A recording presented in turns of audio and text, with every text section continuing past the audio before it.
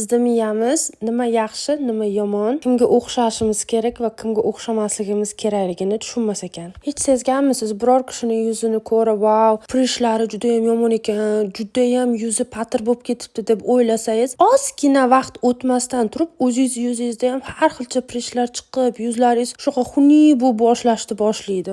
Ana xotin semirib ketibdi, ana xotin ozib ketibdi va mana bu ajrashibdi, o'zi aybdor, ketib qolar ekanda, meni erim hech qachon ketib qolmaydi degan gaplar qilsangiz, xuddi shu narsa boshingizga tushar ekan. Bunga sabab bizda miyamiz bilmas ekan.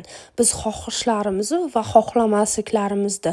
Biz agar kimnidir juda yomon g'iybat qilsak, bizda miyamiz o'ylar ekan, "Ha, bu odamni juda ham yoqtirdi. Men ham shu odamga o'xshashim kerak ekan" deb o'sha neyronlarni ishlatib boshlar. Hamma bilsa kerak, biz o'zimizni realitimizni miyamizda yasaymiz va o'sha narsa bizning hayotimizga keladi. Bu narsani hamma bilsa kerak.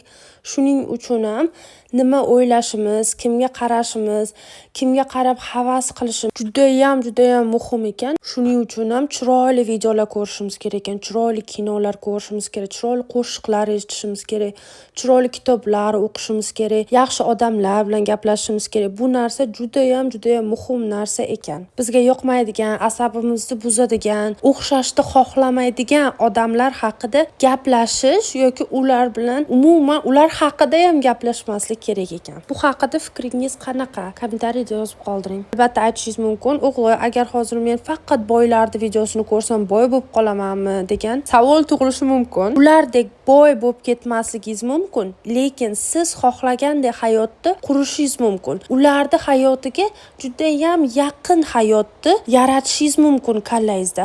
Agar siz o'sha hayotni miyangizda yaratsangiz, o'sha narsa hayotingizga ham keladi degan narsaga men juda qattiq ishonaman. Bugundan praktika qilib ko'rsangiz bo'ladi. Siz xohlagan narsani miyangizda o'ylab yuring, har doim o'ylab yuring.